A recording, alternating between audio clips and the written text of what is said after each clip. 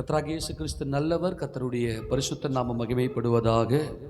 பிதா குமாரன் பரிசுத்தாவின் நாமத்தினாலே உங்கள் யாவரையும் வாழ்த்தி வரவேற்கிறேன்.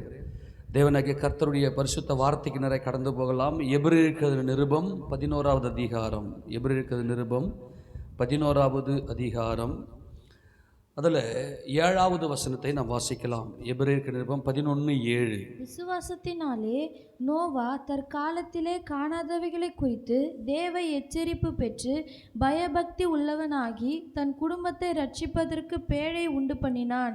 அதனாலே அவன் உலக ஆக்கினைக்குள்ளானது என்று தீர்த்து விசுவாசத்தினால் உண்டாகும் நீதிக்கு சுதந்திரவாளியானான். கர்த்தருடைய பரிசுத்த நாமம் மகிமைப்படும். இந்த ஃபேனை கொஞ்சம் நல்லா இன்னும் திருப்பி விட்டுரு.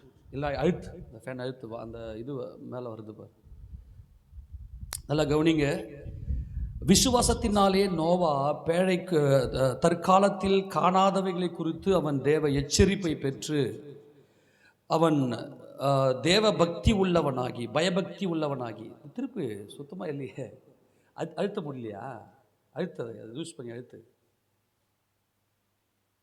சரி, லைட்டாக திருப்பி விடு விடு. சரி, கர்த்தர் நல்லவர். கர்த்தருடைய பரிசுத்த நாமம் மகிமைப்படுவதாக. இந்த பயபக்தி நல்லா கவனித்துக் கொள்ளுங்க. பயபக்தி உள்ளவனாகி. பயபக்தி என்பது கர்த்தராகிய இயேசு கிறிஸ்துவினுடைய மனைவி. அவர் ஒரு மனைவியானவள் எப்படி தன் புருஷன் மேலே பயபக்தியாக இருப்பாளோ அப்படிப்பட்டதான கர்த்தராகிய இயேசு ராஜாவுடைய பிரமாணங்களை கர்த்தராகிய இயேசு கிறிஸ்துவனுடைய பிரமாணங்களை நம்முடைய தோள் மேலே சுமத்தி கொண்டு நாம் அவருடைய பிரமாணங்களுக்கு கீழ்ப்படிந்தவர்களாக கர்த்தருடைய சமூகத்தில் நாம் இருக்கிறோம். அன்பானவர்களே, இந்த பயபக்தி தான் நோவா தன்னுடைய குடும்பத்தை அவர் பாதுகாத்து கொண்டார். நல்லா கவனித்துக் கொள்ளுங்க. கர்த்தருடைய பரிசுத்த நாம் மகிமைப்படுவதாக. விசுவாசத்தினாலே நோவா தற்காலத்திலே காணாதவைகளை குறித்து தேவ எச்சரிப்பை பெற்றார். அவர் பயபக்தி உள்ளவனாகி தன் குடும்பத்தை ரட்சிப்பதற்கு பேழையை உண்டு பண்ணினார். நல்லா கவனிங்க. குடும்பம் நம்முடைய தேவன், குடும்பங்களின் தேவன், குடும்பத்தின் தேவன். இதுதான் நம்ம புரிந்து கொள்ள வேண்டிய ஒரு மாபெரும் சத்தியம். இந்த மாபெரும் சத்தியம் என்னவென்றால், நம்முடைய தேவன் குடும்பங்களின் தேவன். அவர் யாக்கோபின் வல்லவர். அவர் நோவாவின் காலத்தில் இப்படிப்பட்டதான ஒரு பயங்கரமான ஒரு பேரழிவு, ஒரு ஜலப்பிரளயம் வந்தது. இந்த ஜலப்பிரளயத்தினாலே ஜனங்கள் எல்லாரும் மரித்தார்கள். இதற்கான காரணம் என்னவென்று சொன்னால், இதற்கான காரணம் என்னன்னா குடும்பம். தேவன் குடும்பத்தின் தலைவராக இருக்க விரும்புகிறார். நமது கர்த்தராகிய இயேசு கிறிஸ்து குடும்பத்தை கட்ட விரும்புகிறார். இதனெல்லாம் கொஞ்சம் கூர்ந்து கவனித்துக் கொள்ளுங்க. நம்மை தேவன் சபையில் அழைத்திருக்கிறார். சபையில் நாம் வந்து தேவனுடைய நாமத்தை நாம் மகிமைப்படுத்தி கொண்டிருக்கிறோம். தேவன் நம்மை அழைத்த அழைப்பின் நோக்கம் என்ன என்பதை நாம் புரிந்து கொள்ள வேண்டும். குடும்பம். அந்த குடும்பத்தை நாம் காப்பதற்கு, குடும்பத்தின் மேலே நமக்கு ஒரு அன்பும், குடும்பத்தை கட்ட வேண்டும் என்கின்ற ஒரு பொறுப்பும் நமக்கு வர வேண்டும். இந்த பொறுப்பு நமக்கு வர வேண்டும். நோவாவுக்குள்ள இருந்த இந்த பயபக்தி, நோவாவுக்குள்ள இருந்த பயபக்தியினால தான் அவர் என்ன செய்தார் என்றால், தன்னுடைய குடும்பத்தை கட்ட முடிந்தது.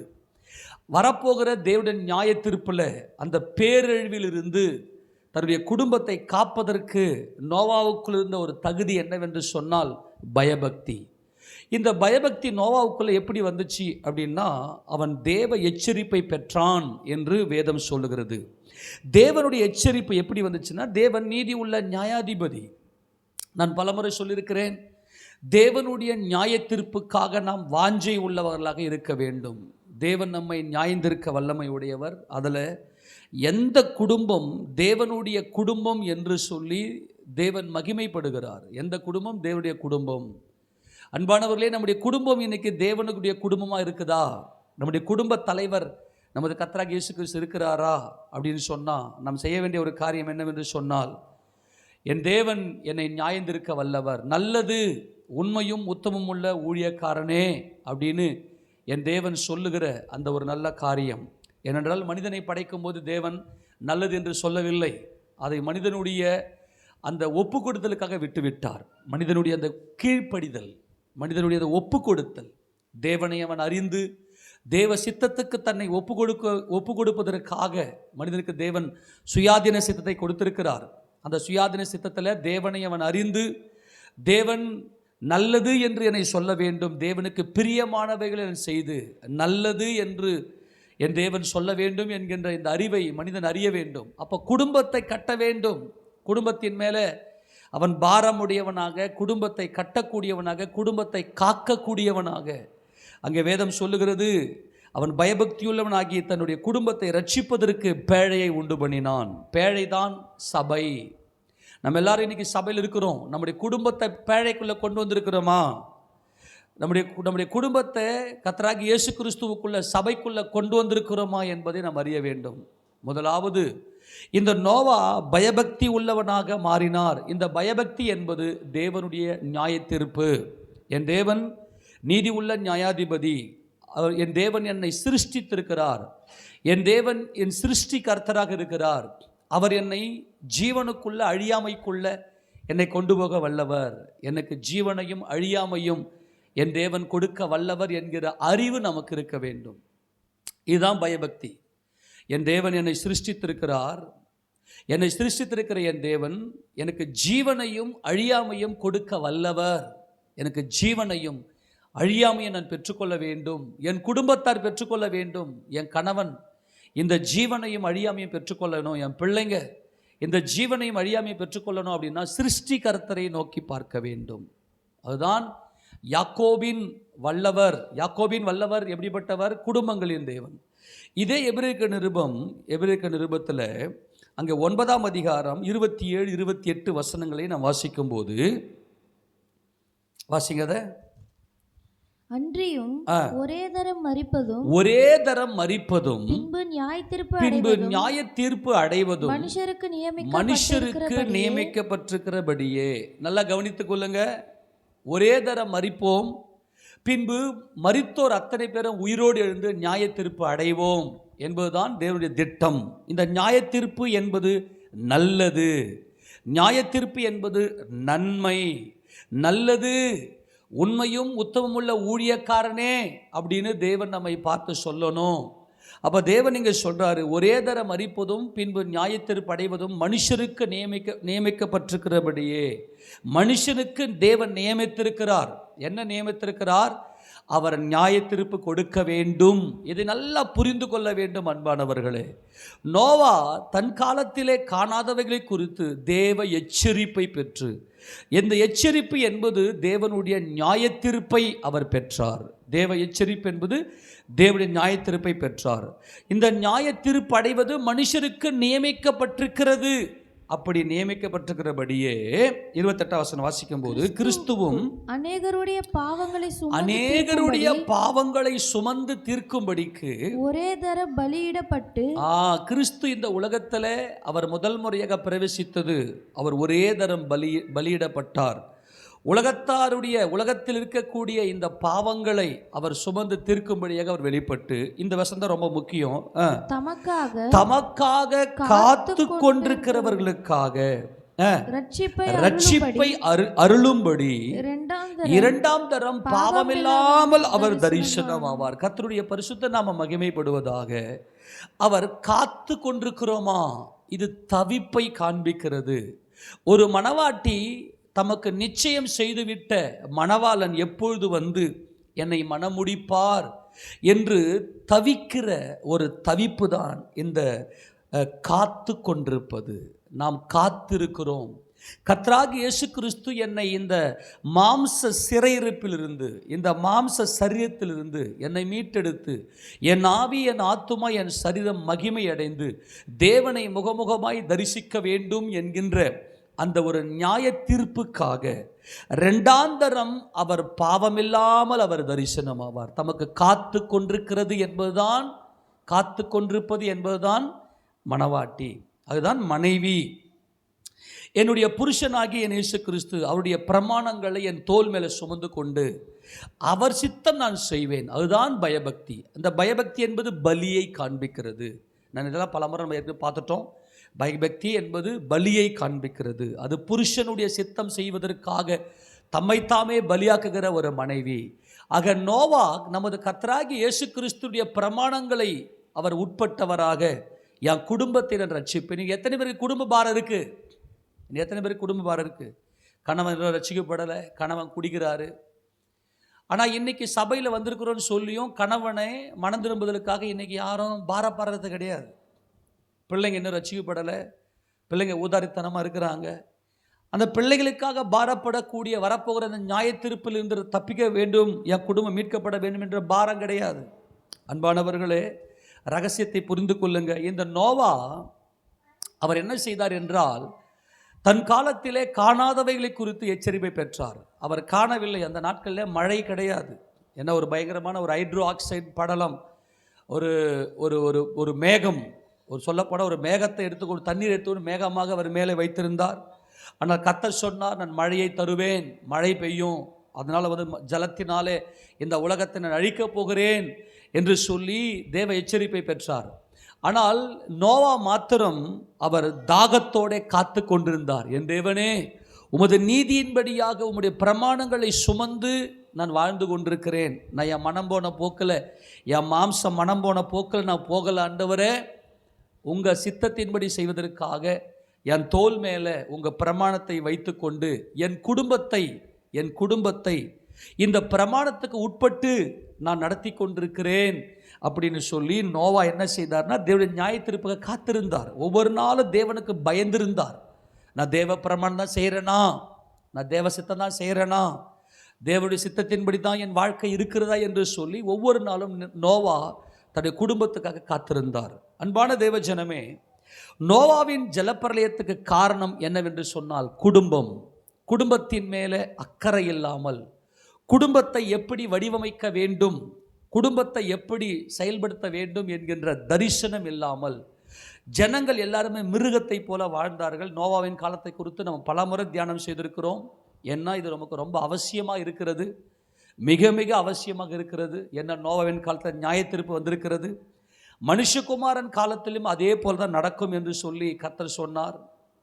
நோவாவின் நாட்களில் எப்படி ஜனங்க உணர்வில்லாமல் இருந்தார்களோ அப்படி போலவே இந்த கடைசி காலத்திலும் ஜனங்க உணர்வில்லாமல் இருப்பாங்க, குடும்பத்தை குறித்த பாரம் இல்லாமல் இருப்பாங்க, சண்டைக்காரராக இருப்பாங்க.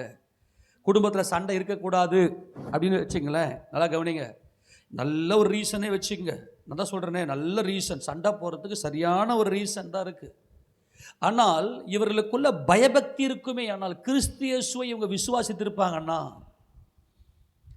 அந்த நியாயத்தீர்ப்பின் மேலே தாகமாக என் கர்த்தர், என் சிருஷ்டி கர்த்தர் என்னை சிருஷ்டித்து ஒரு நோக்கம் இருக்குன்னா அங்கே சண்டையாக இருக்காது, அங்கே பலியாயிடுவாங்க.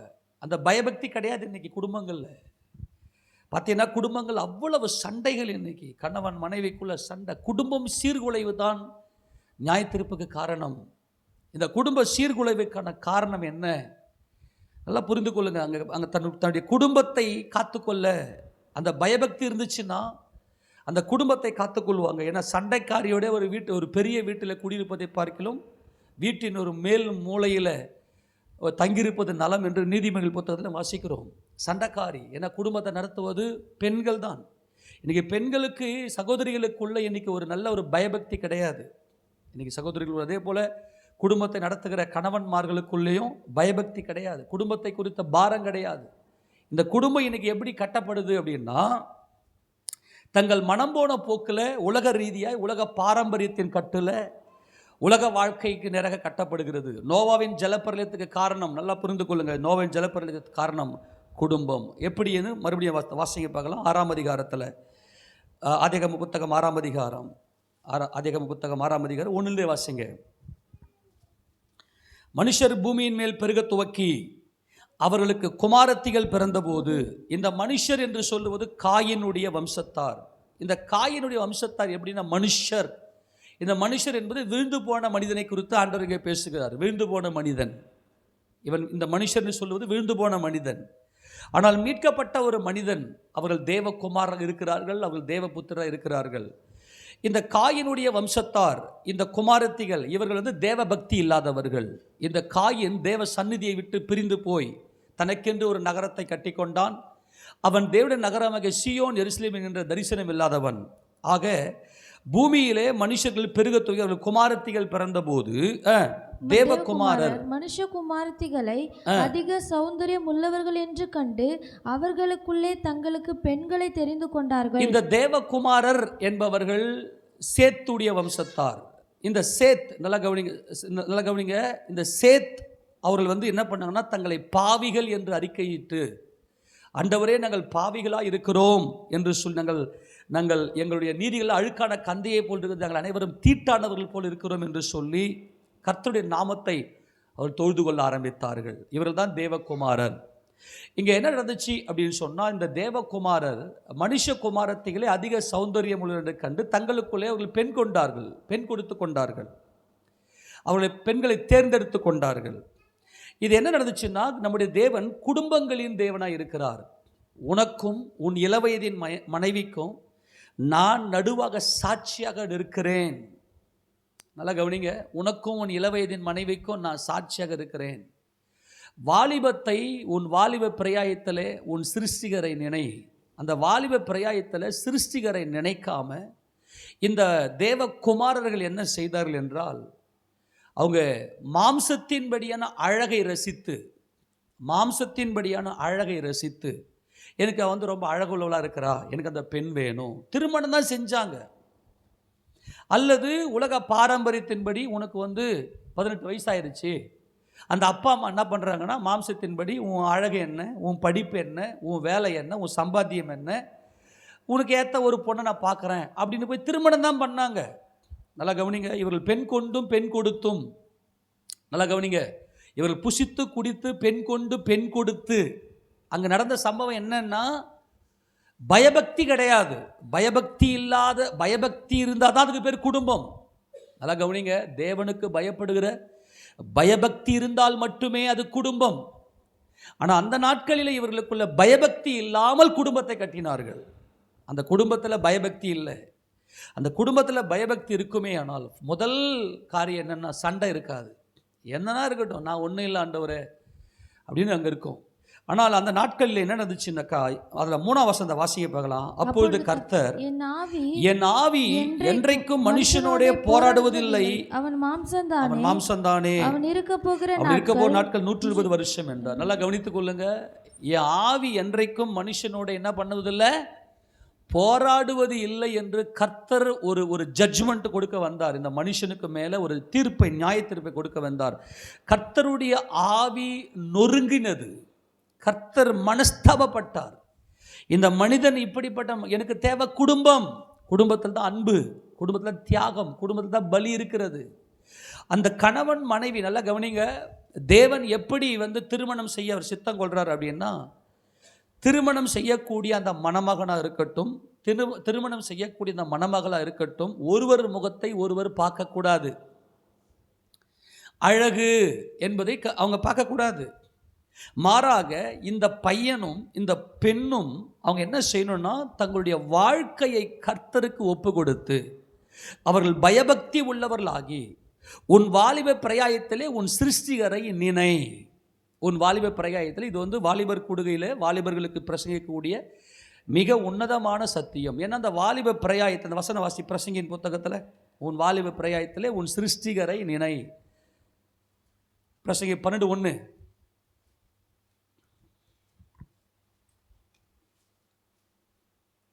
நீ உன் வாலிப பிரயாயத்திலே உன் சிருஷ்டிகரை நினை, தீங்கு நாட்கள் வராததற்கு முன்னும். ஏன் வாலிப பிரயாயத்தில் சிருஷ்டிகரை நினைக்கணும்? சிருஷ்டிகர் என்னை படைத்தவர். நல்லா கவனிங்க, சிருஷ்டிகர் என்னை சிருஷ்டித்தவர், என்னை படைத்தவர் என்பவர்களுக்கு மேல் தான் பக்தி, பயபக்தியே வரும். என்னை படைத்தவருக்கு என்னை குறித்து ஒரு நோக்கம் இருக்கிறது, அவ்வளவுதான். தீங்கு நாள் இருக்கிறது, உனக்கு ஒரு ஜட்ஜ்மெண்ட் இருக்கிறது. நான் உன்னை சிருஷ்டித்தேன், நீ எனக்குரியவனா இருக்கிறியா, எனக்கு உரியவனா இருக்கிறியா, இல்லை எனக்கு துரோகம் பண்ணியிருக்கிறியா, இதுதான் காரியம். அந்த தீங்கு நாள் என்பது ஜட்ஜ்மெண்ட். வாசியத, தீங்கு நாள் வராததற்கு முன்னும் எனக்கு பிரியமானவைகள் அல்ல என்று நீ சொல்ல. இப்படிப்பட்ட இந்த ஜட்ஜ்மெண்ட், இந்த காரியங்கள் வருவதற்கு முன்பதாக உன் வாலிப பிரயாயத்தில் உன் சிருஷ்டிகரை நினை. இன்னைக்கு எப்படி நம்ம குடும்பம் நடத்துகிறோம்?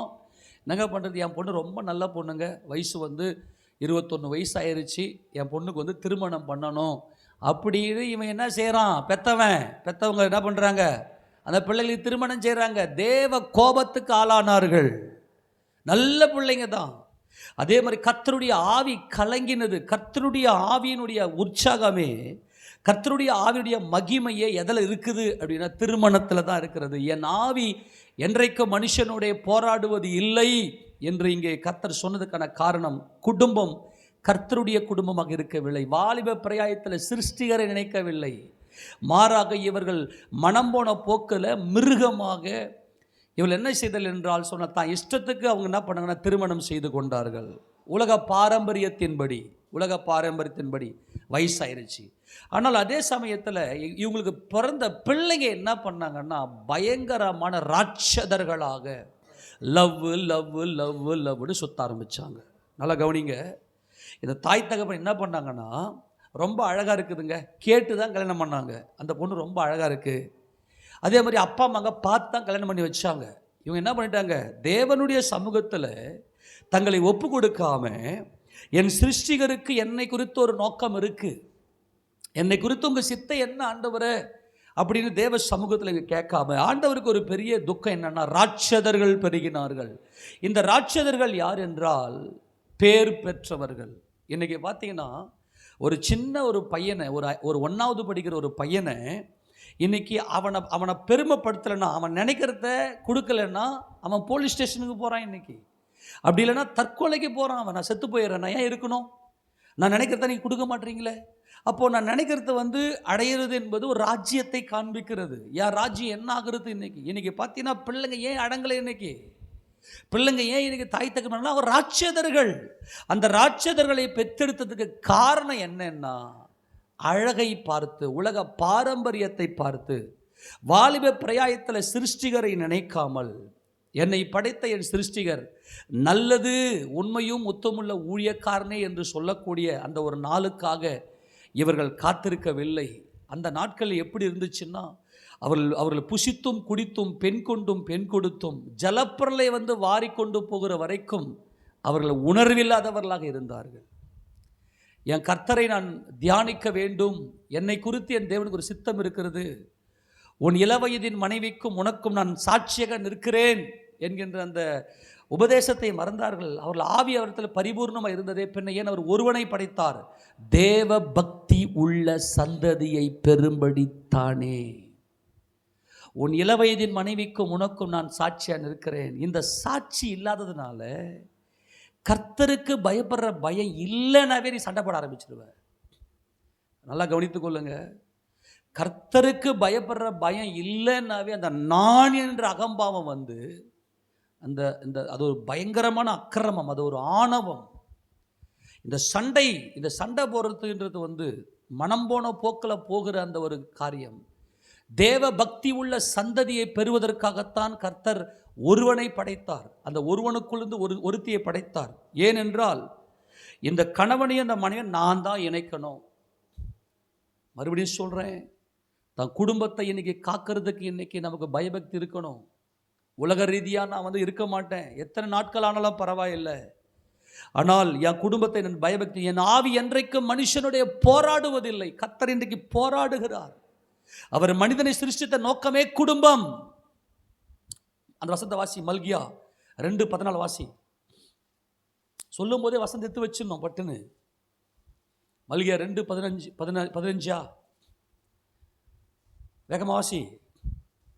அவர் ஒருவனை அல்லவா படைத்தார். 14 வாசி. ஏன் என்று கேட்கிறீர்கள், கர்த்தர் உனக்கும் உன் இளவயதின் மனைவிக்கும் கர்த்தர் உனக்கும் உன் இளவயது, உன்னுடைய வாலிப பிரயாயம். நல்ல கவனிங்க. ஒரு வாலிபன் எப்படி இருக்கணும்? அந்த வாலிபன் தன்னுடைய ஜீவியத்தை கர்த்தருக்கு ஒப்பு கொடுத்து, என் சிருஷ்டி கர்த்தரை நான் தரிசிக்கிறேன் என்று சொல்லி, கர்த்தர் அவனுடைய உள்ளத்தில் இந்த பெண் உனக்கு, அல்லது அந்த பையனை பெத்தெடுத்த அந்த தகப்பனாருக்கு, அந்த தாய்க்கு ஒரு தரிசனத்தை கொடுத்து, இந்த மகளை உன் மகனுக்கு திருமணம் செய் என்று சொல்லி கர்த்தர் சொல்லுகிற வரைக்கும் அவன் காத்திருக்க வேண்டும். ஒரு வாலிப பெண் எப்படி இருக்க வேண்டும்? ஒரு தேவ சித்தத்தின்படி இந்த மகனை தான் நீ திருமணம் செய்ய வேண்டும் என்று ஒரு தரிசனத்தை கர்த்தர் கொடுக்கிற வரைக்கும் காத்திருக்க வேண்டும். இவங்க 2 பேரும் ஒருத்தரை பார்க்கக்கூடாது. அதே போல் அந்த தாய் தகப்பனும் ஒருத்தர் அந்த பிள்ளைகளை, இது அழகுள்ள பிள்ளை, என் பொண்ணுக்கு மேட்சாக இருப்பான், என் பிள்ளைக்கு சூட்டபிள் ஆகிடுவான், என் பொண்ணுடைய படிப்புக்கு ஏற்ற மாதிரி, என் பொண்ணுடைய நிறத்துக்கு ஏற்ற மாதிரி, என் பொண்ணுடைய இப்படி இந்த மாதிரி மாம்சீகமான இந்த காரியங்களை வச்சு இந்த ஜனங்க என்ன பண்ணாங்கன்னா, சேம் இன்னைக்கு இருக்கிற மாதிரி தான் அன்றைக்கி நடந்துச்சு. அதன்பாடி இவங்க இஷ்டத்துக்கு பெண் கொடுத்தார்கள். ஆனால் உன் இளவயதின் மனைவிக்கும் உனக்கும் நான் சாட்சி என்பதை மறந்து விட்டார்கள். தொடர்ந்து வாசியதை. உன் இளவயதின் மனைவிக்கும் சாட்சியா இருக்கிறார், உன் தோழியும் உன் உடன்படிக்கையின் மனைவியுமாகிய அவளுக்கு நீ துரோகம் பண்ணாய். இந்த உடன்படிக்கையை தான், இந்த உடன்படிக்கை என்பது எப்போது உனக்குள்ள வருனா, உனக்கும் உன் சிருஷ்டிகர்த்தருக்கும் ஒரு உடன்படிக்கை, பயபக்தி. உனக்கும் உன் சிருஷ்டிகர்த்தருக்கும் ஒரு உடன்படிக்கை இருக்க வேண்டும். ஃபஸ்ட்டு தேவன், நம்ம பலமுறை சொல்லியாச்சு, முதல் தேவன், ரெண்டாவது தான் மனைவி, ரெண்டாவது தான் கணவன் எல்லாம். முதல்ல தேவனோடு உனக்கு உறவு, அந்த உடன்படிக்கை இருக்குமே. ஆனால் அங்கே எப்படி இருக்கும் அந்த குடும்பம் அப்படின்னா, அந்த பயபக்தி இருக்கும். அப்போ சிருஷ்டிகர்த்தர் என்கின்ற அந்த வெளிச்சம். ஏன் இன்னைக்கு உனக்கும் உன் கணவனுக்கும் சண்டை? ஏன் உடன்படிக்கை குலைகிறது? ஏன் இன்னைக்கு குடும்பம் சீரழிகிறது? குடும்பத்தில் ஏன் சண்டை சத்தம்? குடும்பத்தில் ஏன் இன்னைக்கு சண்டை சத்தம் வருகிறது? அதுக்கு தான் சொல்றாரு. தொடர்ந்து வாசிப்ப. அவர் ஒருவனை அல்லவா படைத்தார். ஆவி அவரிடத்தில் பரிபூரணமாய் இருந்ததே, பின்ன ஏன் ஒருவனை படைத்தார்? தேவ பக்தி உள்ள சந்ததியை, அந்த சந்ததி, இந்த தாய் தகப்பன் என்ன செய்யணும்னா, தாம் பிள்ளைகளை அந்த தேவ பக்தி உள்ளவர்களாக பெற்றெடுக்க வேண்டும். அதுதான் ஆபிரகாம் ஈசாக்கை பயபக்தி உடையவனாக அவர் அங்கே வளர்த்தெடுத்தார். யாக்கோபு பயபக்தி உடையவராய் 77-78 வயசில் அவர் திருமணம் செய்கிறார். கர்த்தர் சொல்லுகிற வரைக்கும் தன் தகப்பன் கூப்பிட்டு சொல்கிறாரு, நீ போய் ஒரு மகளை உனக்கு கொண்டு வா, நீ போயிட்டு உன்னுடைய கானான் தேசத்தில் இங்கே பெண் கொள்ளாமல் நீ போயிட்டு உன்னுடைய தாயாருடைய சகோதரனிடத்தில் போய் ஒரு பெண் கொண்டு வா என்று சொல்லி யாக்கோபை அனுப்புகிறார். இந்த யாக்கோபின் வல்லவர் குடும்பத்தின் தேவன். ஆக இன்னைக்கு குடும்பங்களின் மேலே நமக்கு பாரம் கிடையாது. குடும்பத்தின் பயபக்தி கிடையாது. பயபக்தி இருந்துச்சுன்னா அங்கே ஏன் சண்டை வருதுன்னு நான் கேட்குறேன். கணவன் மனைவிக்குள்ளே ஏங்க இன்னைக்கு சண்டை? தேவ பயம் இல்லை. இன்னைக்கு கர்த்தர் என் கர்த்தர் என்னை சிருஷ்டித்ததுக்கு ஒரு நோக்கம் உண்டு, என் கணவனை கொடுத்ததுக்கு ஒரு நோக்கம் உண்டு. நான் தான் ஊழியம் செய்யணும் என் கணவனுக்கு, நான் தான் என் மனைவிக்கு ஊழியம் செய்யணுன்ற அந்த அனுபவம் வந்துச்சுன்னா எல்லாமே ரகசியம் வரும். இன்னைக்கு கர்த்தர் அந்த நாட்களில் ஜலப்பிரளயத்தை கொடுத்ததுக்கான நோக்கமே என் ஆவி என்றைக்கும் மனுஷனோடைய போராடுவது இல்லை. என் இஷ்டத்துக்கு கல்யாணம் பண்ணுறான். என்னிடத்திலே தன்னுடைய ஆத்துமாவை ஒப்புவிக்கவில்லை. நான் என்ன செய்ய வேண்டும் என் கர்த்தாவே, என்னை சிருஷ்டித்த என் சிருஷ்டி கர்த்தாவே, நான் என்ன செய்ய வேண்டும் என்கின்ற அந்த எண்ணமில்லை. நோவாவுக்கு மாத்திரமே அது இருந்துச்சு. என்னை சிருஷ்டித்த என் கர்த்தர். நான் நினைக்கிறேன் நோவாவுக்கு அவருடைய மனைவியை கர்த்தரே நியமித்து கொடுத்திருப்பார். ஆண்டவரே நான் என்ன செய்யட்டும்? அப்போ ஆண்டு சொல்லியிருப்பார், இந்த மகளை நீ திருமணம் செய். அன்றைக்கி பார்த்தீங்கன்னா எல்லாரும் மனம் போன போக்கில். நல்லா கவனிங்க, இன்றைக்கி இருக்கிற பிள்ளைகள் ராட்சதர்களாக இருக்கிறார்கள். ராட்சதர்கள் என்றால் அந்த பிள்ளையை கூப்பிட்டு இது வேணடா செய்யாதன்னு சொல்லு பாருங்க பார்க்கலாம். அவனால் முடியாது. ஒன்று உனக்கு விரோதமாக எழும்பி நின்று வேற மாதிரி ஏதாவது காரியத்தை செய்யுமா அப்படின்னு தற்கொலை பண்ணி செத்து போயிடுவான். அதுதான் இன்னைக்கு. என்ன ராட்சதர்கள் என்பவர்கள் பேர் பெற்றவர்கள். பேர் பெற்றவர்கள் என்றால் என் பேரை நீ பெருமைப்படுத்தணும், மகிமைப்படுத்தணும். அப்படி இல்லைன்னா நான் நான் உங்களை விட்டு போயிடுவேன், குடும்பத்தை விட்டு போயிடுவேன், அப்படிலாம் செத்து போயிடுவேன். இன்னைக்கு அப்படிப்பட்ட காரியம்தான் இன்னைக்கு. என் பேரை பெருமையாக இல்லாத இந்த உலகத்தில் நான் எதுக்கு உயிரோடு வாழணும் அப்படின்ற உச்சம், பாவத்துடைய உச்சகட்டம். ஆக தேவன் ஜலப்பிரளயத்தை கொண்டு வந்ததற்கான காரணம் இந்த ராட்சதர்கள். இந்த ராட்சதர்களை உருவாக்குறதுக்கான காரணம் வேறு என்னன்னு சொன்னால், இந்த அழகு, குடும்பத்தை குறித்த பாரம் இல்லாமல் குடும்பத்தின் தேவனாகிய நமது கர்த்தர்கிட்ட தம்முடைய குடும்பத்தை ஒப்பு கொடுக்காதபடி ராட்சதர்களை பெற்றெடுத்தார்கள். இன்றைக்கு பிள்ளைங்க தாய் தகப்பனுக்கு கீழ்ப்படியலை அப்படின்னாவே அலறணும், ஐயோ ராட்சதன் அல்லவா, என் விருப்பத்தை நீ நிறைவேற்றி ஆகணும், எனக்கு இது வேணும்னா இது வேணும், இந்த சாப்பாடு வேணும் எனக்கு வேணும். அதுக்கு எல்லாம் மூல காரணம் என்னவென்று சொன்னால், இவர்கள் அழகை பார்த்து திருமணம் செய்து கொண்டு, அல்லது தாய் தகப்பன் உலக ரீதியாக போய் இவன் மாமன் பொண்ணுடா, இவன் மச்சான் பொண்ணுடா, நீ அத்தை பொண்ணை திருமணம் பண்ணிக்க அப்படின்னு சொல்லி இவங்களே பார்த்து திருமணம் செய்ய வச்சு கர்த்தருடைய ஆவியை விசனப்படுத்தினார்கள். கர்த்தர் சோர்ந்து போனார். நான் மனிதனை சிருஷ்டித்த நோக்கமே குடும்பம் தானே. ஆனால் நோவா தேவ எச்சரிப்பை பெற்று பயபக்தி உள்ளவன் ஆகி தன் குடும்பத்தை ரட்சிப்பதற்கு பேழையை உண்டு பண்ணினார். பேழையை உண்டு பண்ணினார். வரப்போகிற இந்த நியாய தீர்ப்பிலிருந்து நாம் ரட்சிக்கப்பட வேண்டுமே ஆனால் நம்ம ஒரு பேழையை உண்டு பண்ண வேண்டும். நம்முடைய குடும்பத்தை அந்த பேழைக்குள்ளே கொண்டு வர வேண்டும். நான் மறுபடியும் சொல்கிறேன், இந்த பேரழிவுக்கு காரணம் கர்த்தருடைய ஆவி குடும்பத்தின் மேலே தாகமாய் தவிப்பாய் இருக்கிறது. ஆனால் இவர்களோ ராட்சதர்களை பெற்றெடுத்திருக்கிறார்கள். யார் யாரெல்லாம் தேவ சித்தத்துக்கு ஒப்புக்கொடாமல் ஒருத்தரை பார்க்காம, அல்லது தாய் தகப்பன் தான் இஷ்டத்துக்கு போய் பெண்ணை கொண்டு அப்படியெல்லாம் பெத்தெடுத்த பிள்ளைங்க அத்தனை பேர் ராட்சதர்கள். நான் மறுபடியும் சொல்லுகிறேன், யாரெல்லாம் தேவ சித்தத்துக்கு ஒப்பு கொடுத்து தேவ சித்தத்தினுடைய திருமணம் செய்திருக்கிறார்களோ அந்த பிள்ளைகள் தேவகுமாரர்கள், தேவகுமாரத்திகள். இந்த திட்டத்தின்படி இல்லாமல் ஓடி போய் கல்யாணம் பண்ணிக்கிறவங்க, ஓடி போய் நல்லா அழகு அப்படி திருமணம் பண்ணிக்கணும், அவங்க மூலிமா பெத்தெடுத்த அந்த பிள்ளைங்க அத்தனை பேருமே ராட்சதர்கள். அப்போ அந்த பிள்ளைங்க தேவகுமாரராக மாறணும்னா உபவாசம் பண்ணி இந்த ஆத்துமா அப்படியே இந்த மாம்சத்தை விட்டு வெளியே வர்ற அளவுக்கு உபவாசம் பண்ணி கதர்னா மட்டும்தான் அந்த பிள்ளைங்க தேவகுமாரராக மாறுவாங்க. வாய்ப்பு இருக்கிறது. இன்றைக்கி பிள்ளைங்க ஏன் அடங்க மாட்டுறாங்க? இன்றைக்கும் பெற்றவங்க என்ன பண்ணுவோம், நான் என்ன துரோகம் பண்ணிட்டேன், என் பிள்ளை இந்த மாதிரிலாம் பண்ணுது, ஐயோ நான் யாருக்கு எந்த துரோகமும் பண்ணது இல்லையே, என் பிள்ளைங்க மட்டும் ஏன் இப்படி போகுது. ரொம்ப சிம்பிளாக சொல்லிடுறாங்க நம்ம ஆட்கள். பாவம்னா என்னன்னே தெரிய மாட்டேங்குது. உன் வாலிப பிரயாயத்திலே உன் சிருஷ்டிகரை நினைக்காமல் துணிகரமாய் ஓடி போய் திருமணம் பண்ணிக்கணும், அல்லது என் பிள்ளைக்கு இவன் மேட்சாரப்பா, என் பொண்ணுக்கு இவன் மேட்சாரப்பான்னு சொல்லி போய் பார்த்து, இன்றைக்கெல்லாம் பார்த்தா உலக இதை ஜோசியம் பார்த்து இதெல்லாம் இந்த மாதிரி திருமணம் செய்த அவங்க பெற்றெடுத்த அத்தனை பிள்ளைகளுமே ராட்சதர்கள். இந்த ராட்சதர்களை தான் அழிப்பதற்கு தேவன் சித்தம் கொண்டார். இந்த ராட்சதர்கள் பேர் பெற்றவர்கள், அவங்க அடங்காதவர்கள், மகிமையெல்லாம் தேவனுக்கு செலுத்தணும். ஆனால் இன்னைக்கு இருக்கிற பிள்ளைங்களுக்கு தேவ பயம் கிடையாது. சும்மா சர்ச்சுக்கு வருதுங்க. உலகத்தில் இருக்கிற பிள்ளைங்க ராட்சதர்கள், சபையில் இருக்கிற பிள்ளைங்க சும்மா கணக்கு வருது, கொஞ்சம் கூட பயம் கிடையாது. 24 மணி நேரமும் இருதயத்தில் திக்கு திக்கு திக்கு திக்கு திக்கு உதைக்கணும். ஆக நோவாவின் ஜலப்பிரளயம் வருவதற்கு காரணம் இந்த ராட்சதர்கள். இந்த ராட்சதர்களை பெற்றெடுத்த அந்த தாய் தகப்பன் தான் வேர். அந்த தாய் தகப்பன் தான் வேர்.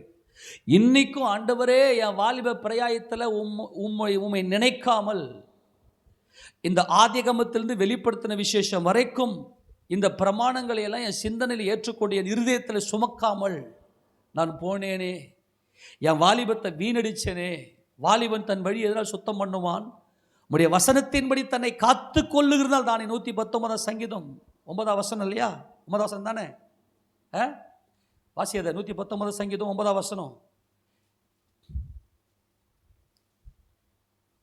வாசி வேகமா. வாலிபன் தன் வழி எதனால் சுத்தம் பண்ணுவான்? உமது வசனத்தின்படி தன்னை காத்து கொள்ளுகிறதால் தானே. ஆண்டவரே என் வாலிப பிரயாயத்தில் ஆதியாகமத்திலிருந்து வெளிப்படுத்தின விசேஷம் வரைக்கும் அவருடைய சிந்தனை தியானத்திலேயே இருந்தனா. இன்னைக்கு எத்தனை பேர் அப்படி நீங்கள் மனஸ்தாபப்படுறீங்க? ஆண்டவரே என் வாலிபத்தில் நீங்கள் எல்லாம் முதலாம் தலைமுறை ஃபர்ஸ்ட் ஜெனரேஷன் கிறிஸ்டியன் தான். ஆனால் கர்த்தராகிய இயேசு கிறிஸ்து ஏற்றுக்கொண்ட பிற்பாடு, ஆண்டவரே என் வாலிபத்தை நான் சீரழித்தேன். இந்த வெளிச்சம் நீங்கள் எத்தனை பேருக்கு வந்திருக்கு? என் வாலிபத்தை நான் சீரழித்தனே. பரிசுத்த ஆவியின் அபிஷேகத்தை பெற்று ஆதியாகமத்திலிருந்து வெளிப்படுத்துகிற விசேஷம் வரைக்கும் உம்முடைய வசனத்தின்படி என்னை காத்து கொள்ளாமல் போனேன்னு சொல்லி எத்தனை பேர் இன்னைக்கு மனஸ்தாபப்படுறீங்க? உன் பிள்ளைங்க தேவகுமார்லாம் மாறுறதுக்கு. சர்ச்சுக்கெல்லாம் வராமல் நாங்கள் எங்கள் பிள்ளைங்களாம் ரொம்ப நீதி உள்ள பிள்ளைங்க வேற நினப்பு வேற. வாலிப பிரயாயத்தில் உன் சிருஷ்டிகரை நினை. வாலிபன் தன் வழி எதனால் சுத்தம் பண்ணுவான்? அப்படி வசனத்தின்படி காத்து. ஒவ்வொரு வினாடியும் வசனம் என்ன சொல்லுது? நான் செய்தது தேவ வசனமா? ஒவ்வொரு நாள் எத்தனை பேருக்கு தேவ பிரசனத்தோடு இருந்தீங்க? அது இருந்துச்சுன்னா இன்னைக்கு சண்டையே வராதே. இன்னைக்கு பயபக்தி கிடையாது. இன்னைக்கு நல்லா சொல்கிறேன், கவனித்துக் கொள்ளுங்க. அன்றைக்கு ஜலப்பிரளயம் வர்றதுக்கான காரணமே என்னன்னா குடும்பம் தேவ சித்தத்தின்படி இல்லை. இன்னைக்கு ஒருவேளை உங்கள் பிள்ளைங்க நீங்கள் திசை மாறுறாங்கன்னா, உங்கள் வாலிபத்துக்கு நீங்கள் போயிடணும். ரகசியத்தை புரிந்து கொள்ளுங்க. உங்கள் வாலிபத்துக்கு போயிடணும். அந்த வாலிபத்தில் போயிட்டு நொறுங்கணும். அப்படியே இதயமில்லை, அப்படியே கல்லுப்பட்ட கண்ணாடி போல் அடிச்சு நொறுங்கணும். அப்படியே இந்த வேத வசனத்தை பார்த்து அலறி நொறுங்கணும். அப்போ நீ நொறுங்க நீ பெத்த பிள்ளை கரெக்ஷன் ஆகிடும். அதுதான் இன்னைக்கு நம்ம பேழையை உண்டு பண்ணி பேழைக்குள்ளே நம்முடைய குடும்பத்தை கொண்டு போகிறதுக்கான ஒரே ஒரு வழி. என் பிள்ளை ராட்சதனாக இருக்கிறான் ஆண்டவரே. இப்போ வாசிக்க பார்க்கலாம், தொடர்ந்து ஆதியாகம புத்தகம் 6ஆம் அதிகாரத்தில் 3ஆம் வசனம் வாசிக்க பார்க்கலாம்.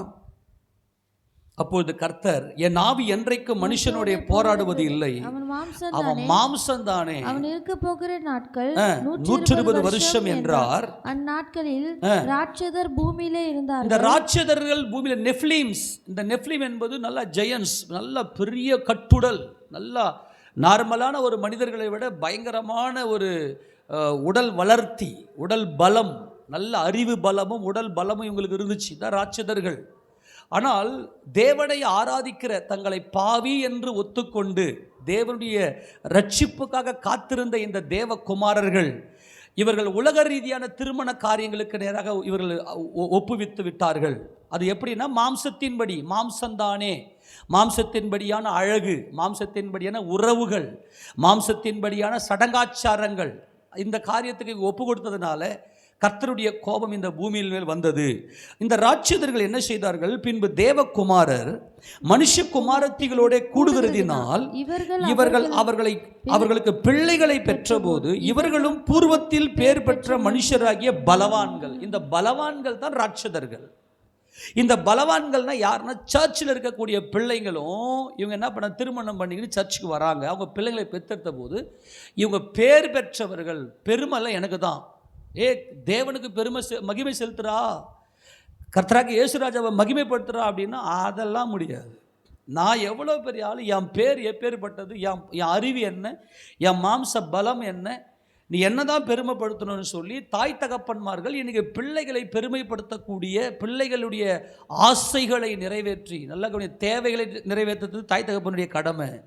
ஆனால் பிள்ளைகள் ஆசைப்பட்டதெல்லாம் நிறைவேற்றணும். ஆசைகளுக்கு இன்றைக்கி அடிமைப்பட்டு போய் பிள்ளைங்க கேட்குறதெல்லாம் இன்றைக்கி கொடுத்து ஆகணும். கொடுக்கலன்னா இன்றைக்கி உங்க கூட இருக்க மாட்டான், அப்படிலாம் செத்து போயிடுவான். அப்படிப்பட்டதான தேவனை ஆராதிக்கும்படிக்கு தான் தேவன் நம்மை படைத்திருக்கிறார். ஆக இன்றைக்கி குடும்பங்கள் என்ன பண்ணுச்சுன்னா, கர்த்தருடைய ஆவியை உடைத்த நெஃப்லிம்ஸாக சபையில் இருக்கக்கூடிய ஜனங்கள். ஆனால் நோவா மாத்திரம் தம்முடைய குடும்பத்தை அவர் ரட்சிப்பதற்காக அவர் பயபக்தி உள்ளவன் என்கின்ற அனுபவத்துக்குள்ள ஒரு பயபக்தி என்பது, என் சிருஷ்டி கர்த்தர் என் நாயகர், உன் சிருஷ்டிகரே உன் நாயகர். வாலிப பிரயாயத்தில் சிருஷ்டிகரை நினைத்தவர் நோவா.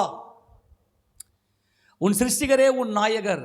இஸ்ரவேலின் தேவன் உன்னுடைய இஸ்ரவேலின் தேவன் உன் பரிசுத்தராக இருக்கிறார். யாக்கோபின் வல்லவர் உடைய பரிசுத்தராக இருக்கிறார். யாக்கோபின் வல்லவர் அவர் குடும்பங்களின் தேவனாக இருக்கிறார். ஆக நோவா என்ன செய்தார் என்றால், வாலிப பிரயாயத்தில் சிருஷ்டிகரை, என்னை படைத்தவர் என்கின்ற அந்த ஒரு நினைவுக்குள் அவர் போனார். இன்றைக்கும் நான் சொல்கிறேன், ஒருவேளை வாலிப பிரயாயத்தில் நீங்கள் உங்கள் சிருஷ்டிகரை நினைக்காமல் திருமணம் செய்து பிள்ளைகளை பெற்றெடுத்திருக்கலாம். அந்த பிள்ளைகள் நெஃப்லிம்ஸ், அவர்கள் ராட்சதர்களே.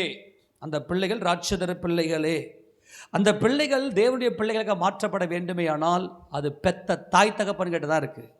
அந்த தாய் தகப்பன் உட்கார்ந்து கதறணும், ஆண்டவரே என் வாலிபத்தில் உங்களை நான் நினைக்காம போயிட்டேனே, உங்களை நினைக்காமல் என்னை திருமணம் செய்து கொண்டேனே, வேத வசனத்துக்கு நேராக வந்து என்னுடைய ஆவி ஆத்மா சரீரத்தை உங்களுடைய கரத்தில் ஒப்பு கொடுக்காமல் நான் போனேனே. இன்றைக்கி சர்ச்சில் இருக்கிற பிள்ளைங்களை எப்படி நடக்குது இன்றைக்கி கொஞ்சம் யோசித்து பாருங்கள். அந்த மாதிரி பார்க்கக்கூடாது, ஒருத்தரை பார்க்கக்கூடாது. தேவ சித்தத்தின்படியாக நடக்கணும். இந்த அழகு ஆபத்து. இவர்கள் அப்படித்தான் இவர்கள் பெற்றெடுத்தார்கள். மனுஷனுடைய அக்கிரமம் பூமியிலே பெருநிது என்றும் அவன் இருதயத்தின் நினைவுகளின் தோற்றமெல்லாம் நித்தமும் பொல்லாததே என்றும் கர்த்தர் கண்டு தாம் பூமியிலே மனுஷனை உண்டாக்கினதுக்காக கர்த்தர் மனஸ்தாபப்பட்டார். அது அவர் இருதயத்திற்கு விஷனமாய், தேவனுடைய இருதயத்தை விஷனமாய் இருந்து கர்த்தர் முதல்ல நம்முடைய ஆவியோடு போராடுகிறார். உன் வாலிபத்தை எனக்கு ஒப்புக்கொடு. வாலிபம் தான் கர்த்தருக்கு மிக உன்னதமான ஒரு பருவம். அந்த நல்லா மைண்டில் வைத்துக்கொள்ளுங்க. நான் ரொம்ப நீதி உள்ளவன், நான் பெற்றெடுக்கிற பிள்ளைங்க ரொம்ப நீதின்னு மட்டும் நினச்சிருந்த, மாம்சத்தில் பிறக்கிறதெல்லாம் மாம்சமாக தான் இருக்கும். அதெல்லாம் அன்பாய் சொல்கிறேன். வாலிபத்தில் பரிசுத்த ஆவியுடைய அபிஷேகத்தை பெற்று தேவனுடைய வசனத்துக்கு என்னை ஒப்பு கொடுக்கலையா, நீ அலர்னா உன் பிள்ளைங்க மீட்கப்பட்டுரும்.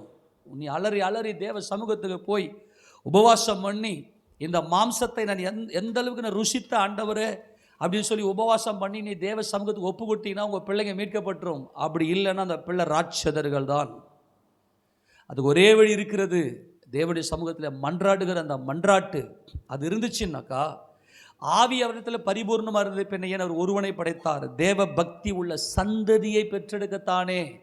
அந்த தேவ பக்தி உள்ள சந்ததி அங்கே இல்லாமல் இவர்கள் பேர் பெற்றவர்களாக, ஏன் நான் பெரிய ஆள், நான் பயங்கர அறிவுள்ளவன், என்கிட்ட பயங்கர பலம் இருக்கிறது, அதனால் நீ என்னை நீ பெருமைப்படுத்தி தான் ஆகணும். இன்றைக்கி வேறு வழியில் தாய் தகப்பன்மார்கள் இன்றைக்கி பிள்ளைகளைத்தான் ஆராதிக்கிறார்கள்.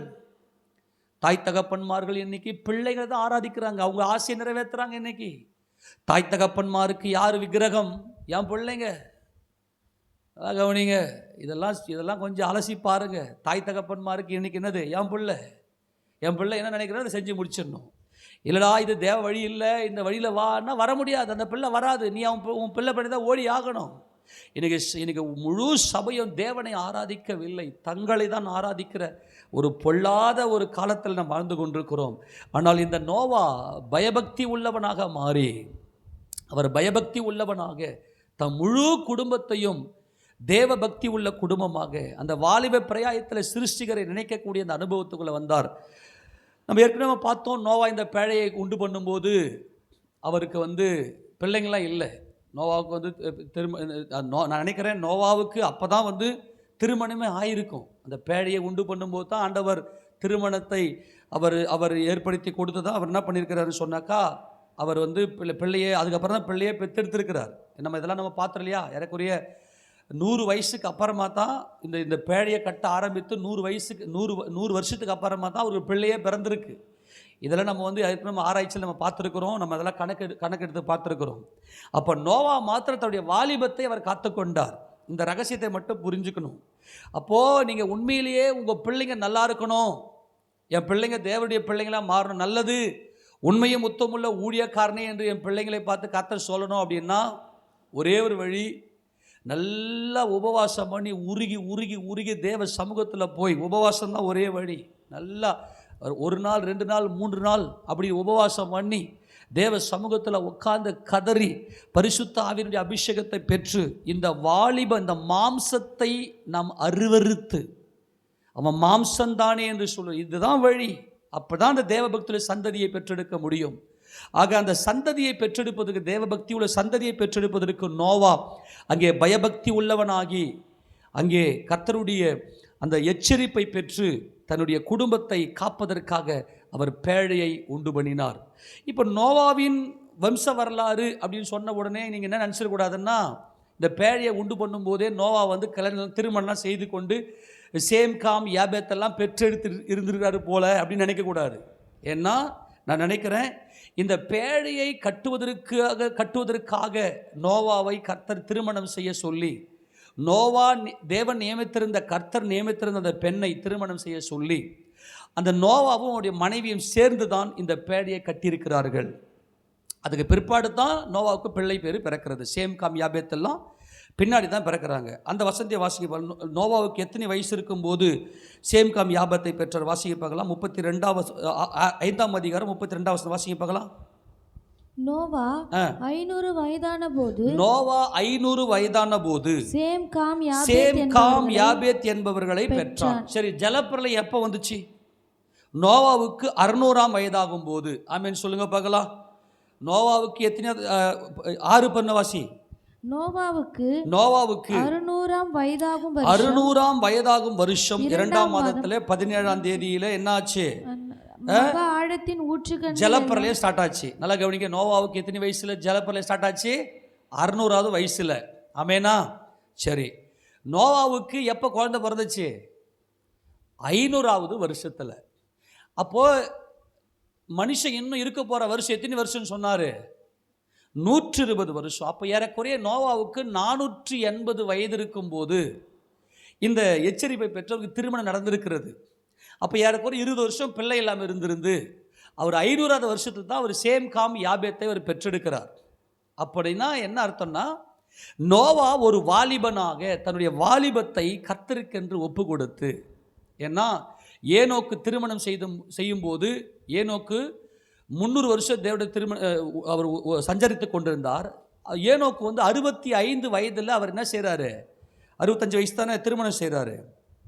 ஏனோக்கு 65 வயதான போது மெத்துசலாவை பெற்றெடுக்கிறான் 65 வயசில். ஆனால் நான் நினைக்கிறேன் நோவா ஏறக்குறைய 480 ஆண்டு காலம், 480 வயசு வரைக்கும் என் சிருஷ்டிகர்த்தருடைய சித்தை நான் செய்யணும், என் சிருஷ்டிகர்த்தர் தான் பயபக்தி. சிருஷ்டிகர்த்தர் என்பதுதான் மனைவி, உன் சிருஷ்டிகரே உன் நாயர் என்பது மனைவி. இது நோவாவுக்குள்ளே இருந்தபடினாலே அவர் தன்னுடைய குடும்பத்தை காப்பதற்கு, தன் குடும்பத்தை கட்டுவதற்கு அவர் தேவ இரக்கம் பெற்றிருந்தார். அதனால் அன்பான தேவஜனமே, நோவா தன்னுடைய குடும்பத்தை காப்பதற்கு அவர் பயபக்தி, இந்த பயபக்தி தான் யாக்கோபின் வல்லவர்.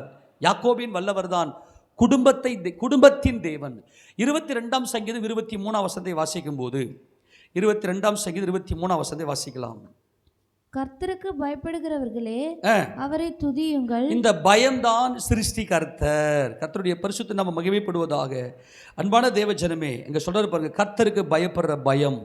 இந்த பயம் இருந்தால் தான் அவரை துதிக்க முடியும். அவரை துதியுங்கள்.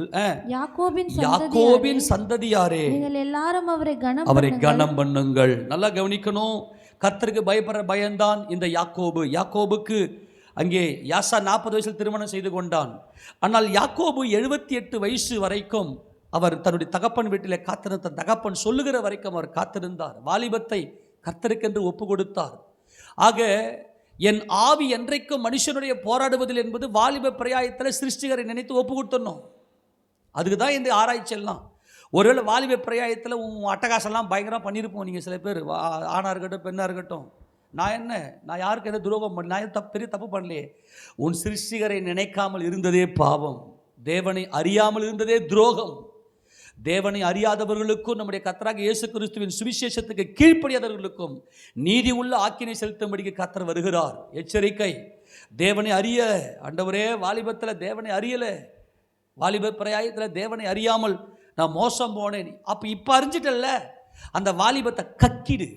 அந்த வாலிபத்தின் இச்சைகளை, அந்த வாலிபத்தினுடைய அந்த அனித்தியமான பாவ சந்தோஷங்களை எப்படியெல்லாம் நீ அனுபவிச்சியோ அதெல்லாம் கக்கி, ஆண்டவரே இந்த வாலிப பிரயாயத்தில் நினைக்க தவறினேன். அங்கே கர்த்தர் சொல்ல போறேன், கனம் பண்ணுங்கள் இஸ்ரவேலின் வம்சத்தாரே, நீங்கள் எல்லாரும் அவர் பேரில் பயபக்தியாயிருங்கள். இந்த பயபக்தி தான் யாக்கோபின் வல்லவர்.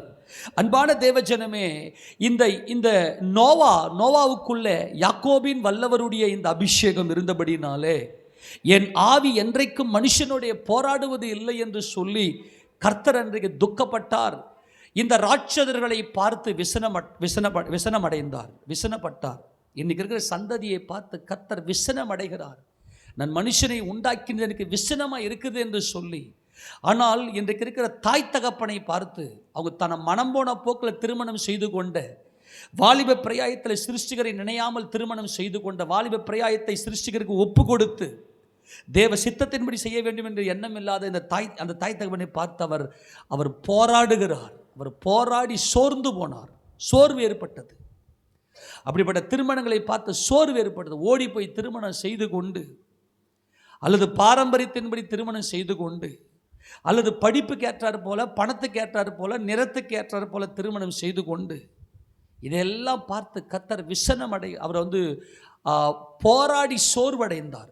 அவர் மனதுக்குள்ள சோர்வு, அந்த போராட்டம் சோர்வை கொடுத்துரும் இல்லையா, கர்த்தருக்கே சோர்வு உண்டாக்குச்சு. இதையெல்லாம் பண்ணி போட்டு கர்த்தர்கிட்ட நான் என்ன துரோகம் பண்ணிட்டேன் ஆண்டவர் கேள்வி வேறு கேட்கறது. உன் பிள்ளைங்க நல்லா இல்லை, இன்னைக்கு அவங்க கண்ணு எதிரவே இப்படி பிள்ளைங்க தாறுமாறாக போகிறாங்க. காரணம் அவர்கள் நெஃப்லீம்ஸ், ராட்சதர்கள். ஆனால் நோவாவுக்குள்ள பயபக்தி. யாக்கோபின் வல்லவரை தனக்குள்ளாக வைத்துக்கொண்டு, அவருக்கு ஒரு வாசஸ்தலம். இந்த பயபக்தி என்பது குடும்பம். 7ஆம் நாள் 7 தான் குடும்பம், 7 தான் பரிபூரணம். ஆக நோவாவுக்குள்ள இந்த 7 என்கின்ற பரிபூர்ணத்துக்குள்ளாக வரக்கூடிய ஒரு வல்லமை இந்த நோவாவுக்குள்ளே இருந்துச்சு.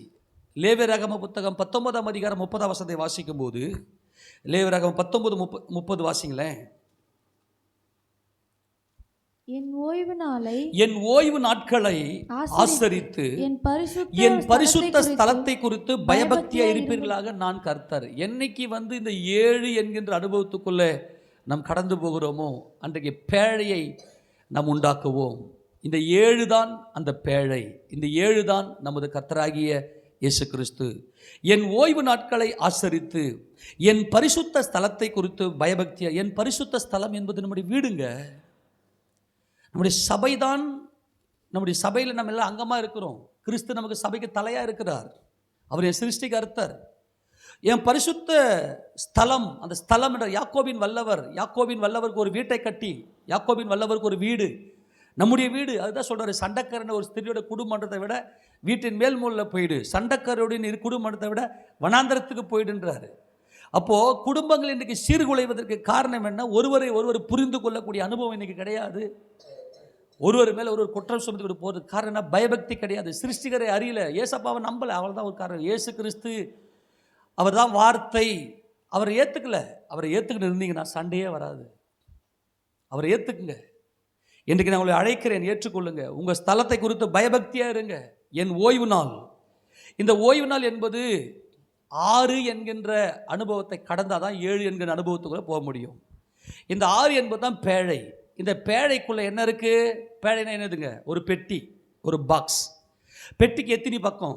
ஒரு ஒரு ஒரு பாக்ஸுக்கு எத்தனை பக்கம் சொல்லுங்கள்? ஒரு கனசதுரத்துக்கு எத்தனை பக்கம்? ஒரு ஒரு ஒரு பெட்டினா என்னது? கனசதுரம் தான் ஒரு பெட்டி. ஒரு பெட்டிக்கு எத்தனை பக்கம்? வெரி குட், 6 பக்கம். எத்தனை பக்கம்?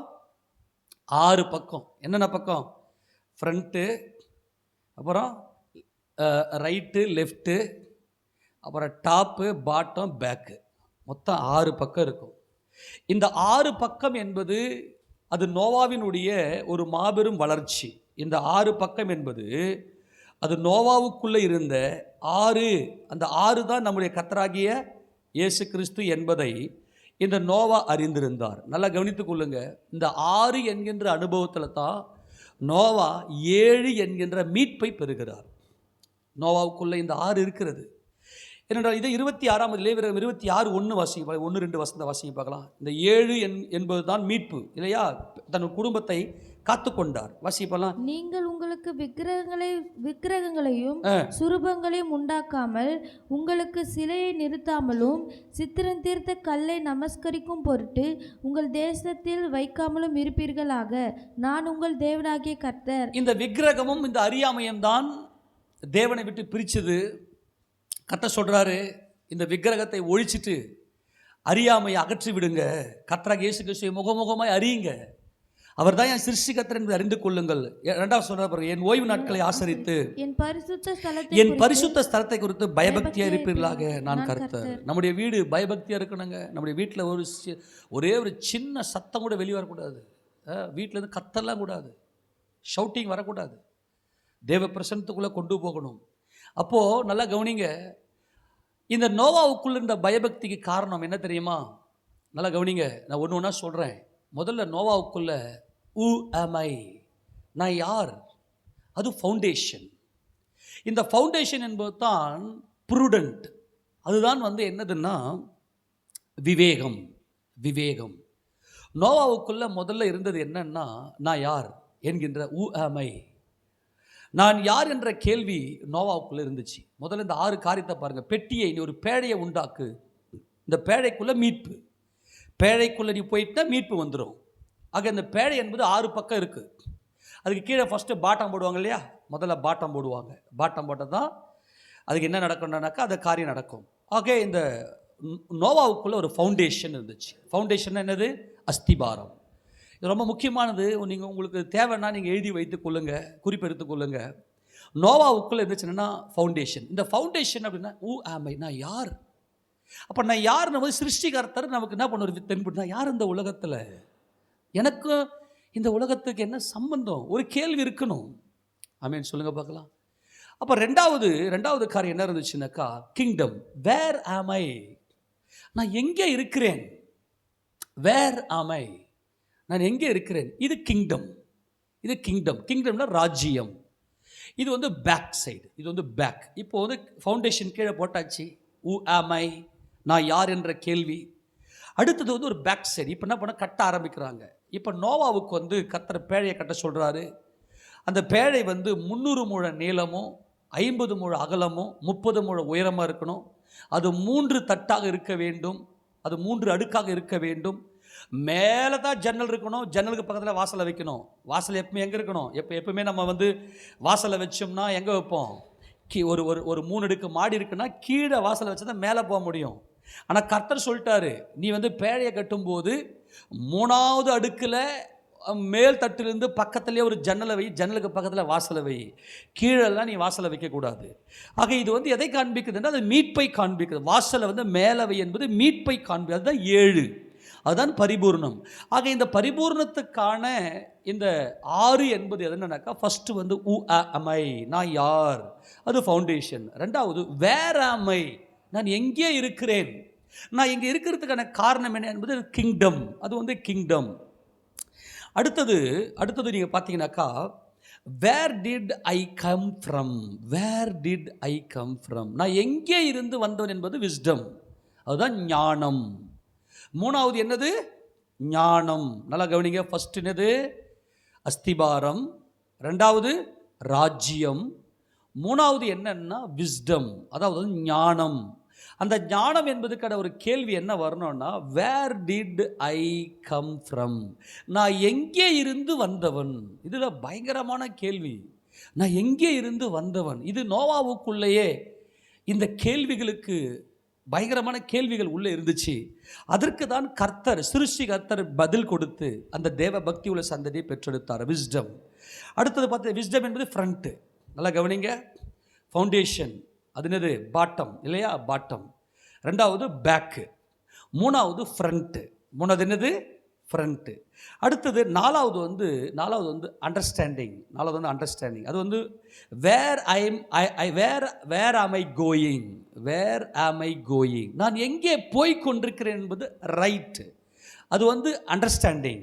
வேர் அது வந்து புத்தி, அது என்னது, புத்தி. அது என்னது, 4வது என்னது, புத்தி, அண்டர்ஸ்டாண்டிங். அது வந்து ரைட்டு, அண்டர்ஸ்டாண்டிங் வந்து ரைட்டு. அடுத்தது நீங்கள் பார்த்தீங்கன்னாக்கா, நாலேஜ், நாலேஜ் அது வந்து லெஃப்ட்டு, நாலேஜ் என்பது லெஃப்ட்டு. அந்த நாலேஜ் என்ன பண்ணுனாக்கா, ஒய், ஒரு கேள்வி கேட்டுக்கொண்டே இருக்கும். நமக்குள்ள கேள்வியை கேட்டுக்கொண்டே இருக்கணும். நம்முடைய வாழ்க்கையில் கேள்வி கேட்குற அனுபவம் இருக்கணும். இதுதான் அறிவு, அதுதான் நாலேஜ், அதுதான் நாலேஜ். இந்த நாலேஜ் என்பது லெஃப்ட்டு, பக்கத்தில் லெஃப்ட்டு. அது வந்து அதனுடைய அனுபவம் என்ன, கேள்வி கேட்டுக்கொண்டே இருப்பது. ஒரு நல்ல அறிவாளி என்ன பண்ணுவான்னா, கேள்வி கேட்டுக்கொண்டே இருப்பான். நான் யார், நான் எங்கிருந்து வந்திருக்கிறேன், நான் என்ன செய்யணும், கர்த்தருக்கும் எனக்கு என்ன சம்பந்தம், யார் இந்த உலகத்தை சிருஷ்டித்தது, இப்படியெல்லாம் பல கேள்விகள், தேவனை குறித்த அந்த கேள்விகள் நமக்குள்ள எழும்பிக்கொண்டே இருக்க வேண்டும். ஒய், அதுதான் ஒய், ஏன் என்கின்ற அந்த கேள்வி இருக்க வேண்டும். கடைசியாக மேலே டாப்பில் மோஸ்டில் க்ரோன், அதாவது கிரீடம். அது வந்து ஊ புட் மீ ஹேர், என்னை யார் இங்கே கொண்டு வந்தது, என்னை யார் இங்கே கொண்டு, அந்த யார் அதுதான் வந்து கர்த்தர். இந்த 6 கேள்விகளும் இந்த நோவாவுக்குள் இருந்தபடினாலே கர்த்தர் அங்கே என்ன பண்ணுறாருனாக்கா, அங்கே விடை கொடுக்கிறார். உன் சிருஷ்டிகரே, உன் நாயகர், உன் சிருஷ்டிகர்த்தரே உன்னுடைய புருஷனாக இருக்கிறார். உன் வாலிப பிரயாயத்தில் உன் சிருஷ்டிகரை நினை, உன் கர்த்தரை நினை அப்படின்னு சொல்லி அங்கே என்ன செய்கிறாங்க அப்படின்னா, கர்த்தருடைய அந்த பதிலை கர்த்தர் கொடுத்து அங்கே பேழையை கர்த்தர் உண்டாக்கும்படியாய் 7 என்கின்ற அந்த மீட்புக்குள்ளாக தேவன் கொண்டு வருகிறார். நான் மறுபடியும் சொல்கிறேன். முதல்ல என்னது, ஃபவுண்டேஷன். 2வது கிங்டம். 3வது விஸ்டம். 4வது அண்டர்ஸ்டாண்டிங். 5வது நாலேஜ். 6வது க்ரோன். ஆக இந்த 6 அனுபவங்களும் இந்த நோவாவுக்குள் இருந்தபடினாலே 7 என்கின்ற பரிபூர்ணத்துக்குள்ள பரிசுத்த ஸ்தலம், என் பரிசுத்த ஸ்தலம், ஓய்வு நாள். அந்த ஓய்வு நாள் என்பது கர்த்தராகிய இயேசு கிறிஸ்துவை தன் சொந்த இரட்சகரை ஏற்றுக்கொண்டு சபையில் அங்கமாக இருப்பது. சபைக்கு கிறிஸ்து தலையாக இருக்கிறார். சிருஷ்டி கர்த்தரை அறிந்து கொள்ளக்கூடிய அனுபவம். அதனால தான் கர்த்தர் இந்த நோவாவுக்குள்ள குடும்பத்தை கர்த்தர் கொடுத்தார். நோவாவுக்குள்ள என்ன கொடுத்தாரு, குடும்பத்தை கொடுத்தார். மறுபடியும் சொல்கிறேன், ஊ ஆம் ஐ, நான் யார் என்கின்ற கேள்வியும். 2வது வேர் ஆம் ஐ, நான் எங்கே இருக்கிறேன், நான் எங்கே இருக்கிறேன்.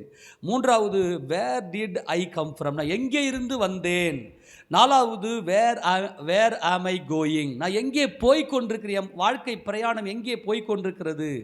5வது பார்த்தீங்கன்னாக்கா ஒய் எல்லாத்தையுமே கேள்வி, ஏன் ஏன் ஏன் என்ற கேள்வி இந்த நோவாவுக்குள் இருந்துச்சு. ஆறாவதாக அங்கே ஊ புட் மீ ஹேர், என்னை இங்கே கொண்டு வந்தது யார், என்னை இங்கே வைத்தது யார், இந்த உலகத்தில் என்னை வைத்தது யார் என்கின்ற இந்த 6 கேள்வி இருந்தபடினாலே 7 என்கின்ற பரிபூர்ணத்துக்குள்ளே இந்த இந்த இந்த நோவா அவர் கொண்டு வரப்பட்டார். கர்த்தர் மீட்பை கொடுத்தார். 7க்குள்ளே தான் நமக்கு மீட்பு. அதனால தான் 7ஆம் நாளில் அவர் கதவடைத்தார்.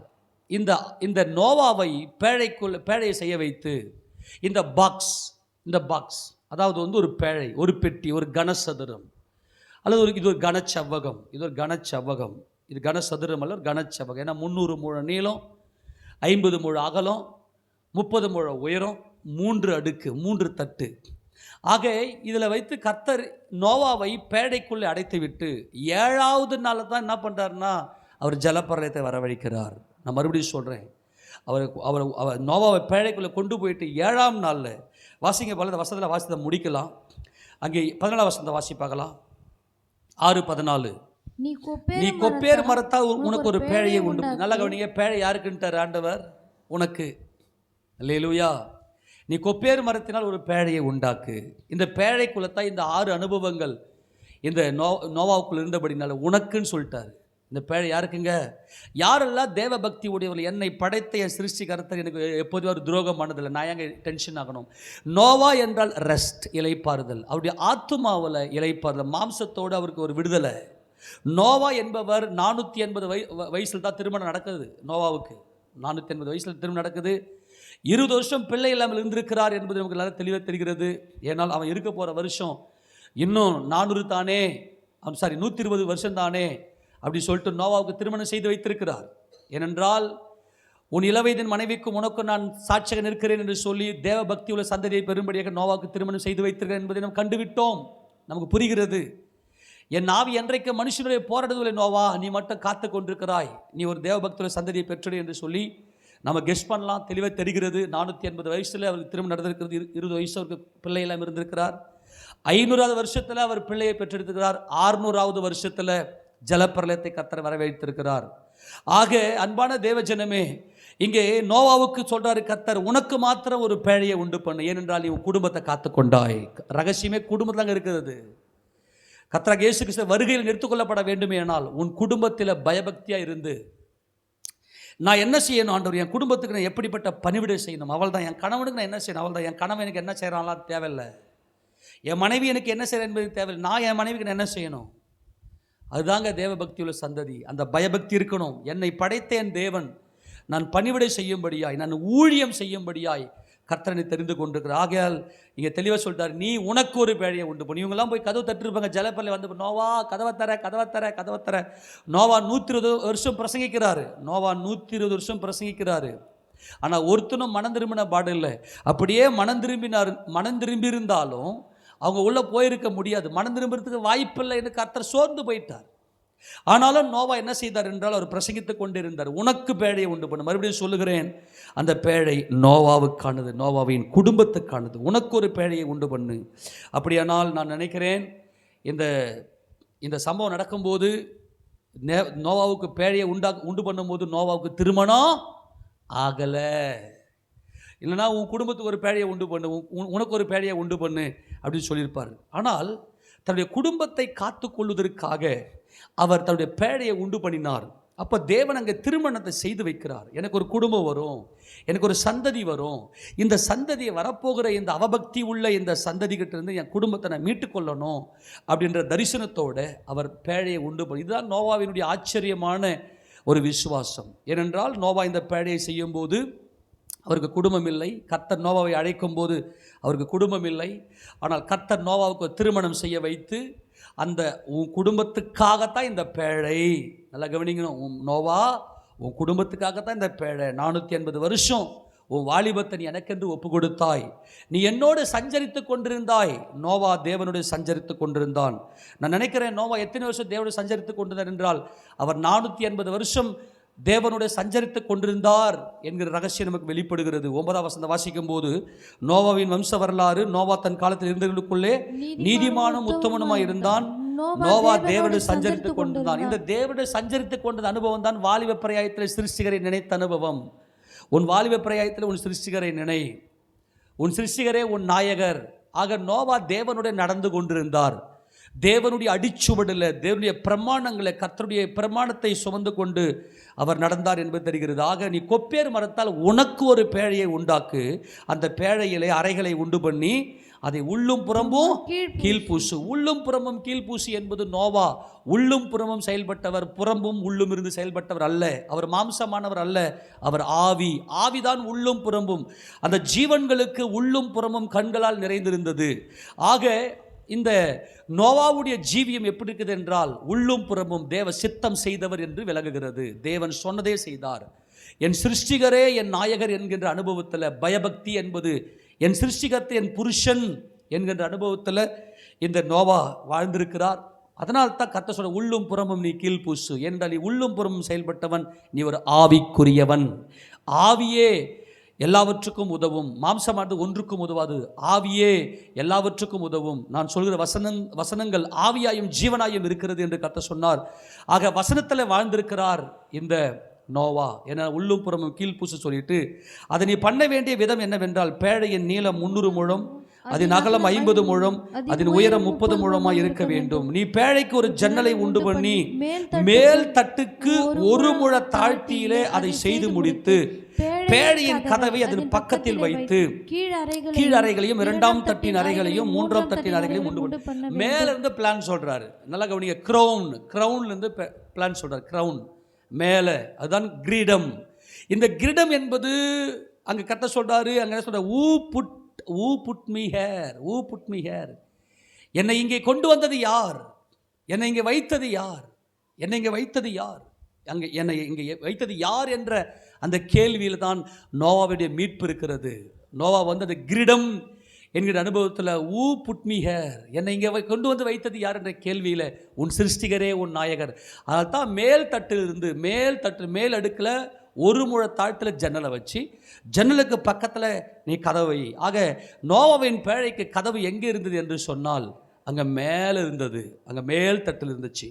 ஆக ஜலப்பிரளயத்தை கர்த்தர் இங்கே வரவழைக்கும் போது, வானத்தின் கீழே ஜீவ சுவாசம் உள்ள சகல மாம்ச ஜந்துக்களையும் அழிக்க நான் பூமியின் மேல் ஜலப்பிரளயத்தை வரப்பண்ணுவேன், பூமியில யாவும் மாண்டு போம், ஆனாலும் உன்னுடனே என் உடன்படிக்கை ஏற்படுத்தும். இந்த உடன்படிக்கை தான் என் சிருஷ்டிகர்த்தர் என் நாயகர், என் சிருஷ்டிகரே என் நாயகர் என்கின்ற உடன்படிக்கையில் இந்த நோவா இருந்தபடினாலே நோவாவோடே கூட அவர் உடன்படிக்கை செய்திருக்கிறார். அன்பான தேவ ஜனமே, நாம் எந்த அளவினால் அளக்கிறோமோ தேவன் அந்த அளவினால் அளக்க வல்லமை உடையவர், நம்மை காக்க வல்லமை உடையவர். ஆக உடன்படிக்கை செய்தார். நம்முடைய தேவன் உடன்படிக்கையின் தேவன். ஆனாலும் ஒன்றினே உடன்படிக்கை ஏற்படுத்துவேன், நீயும் உன்னோடே கூட உன் குமாரரும் உன் மனைவியும் உன் குமாரின் மனைவிகளும் பேழைக்குள் பிரவேசியுங்கள் என்கின்ற இந்த தரிசனத்தை எல்லாம் கர்த்தர் அங்கே என்ன பண்றாரு, அங்கே கொடுக்கிறார். ஆக இதெல்லாம் கர்த்தர் என்ன செய்யறனா, கொஞ்சம் கொஞ்சமாக அவர் என்ன பண்ணுறார், எல்லா தரிசனத்தையும் அங்கே கொடுக்குறார். உனக்கு என்ன, எத்தனை பிள்ளைங்க வரும், உனக்கு எத்தனை மருமக்கள்மார்கள் வருவாங்க, இதெல்லாம் ரகசியத்தை கொடுக்கிறார். நோவா தன் காலத்தில் காணாதவைகளை குறித்து, விசுவாசத்தினர் தன் காலத்தில் காணாதவைகளை குறித்து தேவ எச்சரிப்பை பெற்று, காணாத குடும்பத்தையும் அவர் கண்டு, காணாத அவருடைய குடும்பத்தையும் அவர் கண்டு, உனக்கு குமாரர் இருப்பாங்க, உனக்கு மருமகள் மாரா இருப்பாங்க, அவங்கள நான் காப்பாற்றுவேன் அப்படின்னு சொல்லி குடும்பத்தை குறித்த தரிசனத்தை கொடுக்கிறார். அங்கே கர்த்தர் நல்லவர், கர்த்தருடைய பரிசுத்தம் மகிமைப்படுவதாக. தன் காலத்தில் காணாதவைகளை குறித்து தேவ எச்சரிப்பை பெற்று, காணாதிருக்கிற அந்த மகிமையின் தேவனுடைய தரிசனத்தினாலே குடும்பத்தை அவர் பலப்படுத்தி, அவர் குடும்பத்தின் தேவன், என் தேவன் குடும்பத்தின் தேவன் என்று சொல்லி அவருடைய உடன்படிக்கைக்கு உட்பட்டு வாலிப பிரயாயத்தில் சிருஷ்டிகரை நினைத்தபடினாலே இந்த நோவாவுக்கு ஒரு பெரிய காரியத்தை கர்த்தர் செய்தார். அங்கே 7 நாள் சென்ற பின்பு பூமியின் மேல் ஜலப்பிரளயத்தை உண்டு பண்ணினார். 6 நாள், இந்த 6 என்கின்ற அந்த வடிவமைப்புக்குள்ள ஜெயங்கொண்டவராக இந்த 6 கேள்விகளும் அந்த நோவாவுக்குள் இருந்தபடினாலே கடைசியாக ஊ புட் மீ ஹேர், என்னை கொண்டு வந்தது யார் என்ற கேள்விக்கு அவர் விடையை கண்டுபிடித்து குரோன், அதுதான் கிரீடம் சூட்டப்பட்டார். அங்கே வாசிக்க பார்க்கலாம். அங்கே நோவாவை அந்த அங்கே பேழைக்குள்ளே உள்ளே வருஷிக்க பண்ணினார். அங்கே 10ஆம் வசனம் வாசி, 7:10. 7 நாள் சென்ற பின்பு பூமியின் மேல் ஜலப்பிரளயம் உண்டாயிற்று. நோவா பேழைக்குள்ள போயிட்டு 6 நாள் கழிச்சு 7ஆம் நாளில் ஜலப்பிரளயத்தை கர்த்தர் உண்டு பண்ணினார். ஆனால் நோவாவுக்கோ கர்த்தருடைய கண்களிலே கிருபை கிடைத்தது. நோவாவுக்கோ கர்த்தருடைய கண்களிலே கிருபை கிடைத்தது. ஆக நீ எந்த அளவுக்கு பயபக்தியாக இருக்கிறியோ அந்த அளவுக்கு நம்ம மேலே கிருபை கிடைக்கும். கர்த்தர் நம்மையும் நம்முடைய குடும்பத்தையும் காக்க வல்லமை உடையவர் இருக்கிறார். அவன் விசுவாசத்தினால் உண்டாகும் தேவ நீதிக்கு சுதந்திரவாளி. அவன் சுதந்திரவாளி என்பதுதான் கிருபை. கர்த்தருடைய கண்களில் நோவாவுக்கு கிருபை கிடைத்தது. அதனால் நோவா தன் காலத்தில் காணாத மழையை குறித்து எச்சரிக்கை பெற்று, அவன் தன் காலத்தில் காணாத குடும்பத்தை காப்பதற்கு இரக்கம் பெற்று, உனக்கு குமாரர் பிறப்பாங்க, உனக்கு மருமக்கள்மார் வருவாங்க, அந்த நேரத்தில் தான் நான் ஜலப்பிரளயத்தை வரவைப்பேன் என்ற ரகசியத்தெல்லாம் பெற்றுக்கொண்டு, ஏனென்றால் நமக்கு தெளிவாக தெரியுது 500 வயசில் அவருக்கு பிள்ளை பிறக்குது, 600 வருஷத்தில் அவருக்கு ஜலப்பிரளயம் வருது. ஆக இந்த தரிசனத்தெல்லாம் முன்னதாக பெற்றுக்கொண்டு தான் தன் குடும்பத்தை அவர் திட்டமிட்டு தேவ திட்டத்தின்படியாக தன் குடும்பத்தை வடிவமைக்கிறார். அந்த நாட்களில் இருந்த அவபக்தி உள்ள ஜனங்களுக்கு மத்தியிலே தேவ பக்தி உள்ள இந்த நோவா அவர் கர்த்தருடைய பிரமாணங்களை தம்முடைய தோள் மேலே சுமந்து கொண்டு, கிறிஸ்து என் மனைவி, அவர் சித்தம் மாத்திரம் செய்வேன், எல்லா காலத்திலும் அவருக்கு கீழ்ப்படிந்திருப்பேன் என்ற அந்த ரகசியத்தை அவர் பெற்றுக்கொண்ட அந்த அந்த அந்த வாழ்க்கை வாழ்ந்ததுனால நோவா விசுவாசத்தால் உண்டாகும் தேவ நீதிக்கு அவன் சுதந்திரவாளி. அந்த நீதியை சுதந்திரித்து கொண்டார் என்கின்ற ஒரு மாபெரும் ஆசீர்வாதத்தை இந்த நோவாவுக்கு கர்த்தர் கொடுக்கிறார். ஆக நோவாவின் காலத்தில் உண்டான ஜலப்பிரளயத்துடைய வேறே என்னன்னா, இவருடைய ஆவி மனம் போன போக்கில் மாம்சத்தின்படியாக தம் மனம் போன போக்கில் திருமணம் செய்தார்கள்.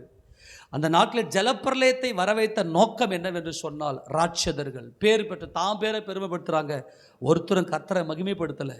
அதனால் அன்பானவர்களே, இந்த நோவா விசுவாசத்தில் நீதிக்கு அவன் சுதந்திரவாளியாக இந்த கிருபையை பெற்றுக்கொண்டு சுதந்திரித்து கொண்டார். எடுத்து வாசிங்க, அந்த வாசத்தை முடிக்கலாம். எபிரேயர் நிருபம் 11:7 அந்த சுதந்திரவாளி என்பதுதான் இந்த நோவா தனக்குள்ளே பெற்றுக்கொண்டார்.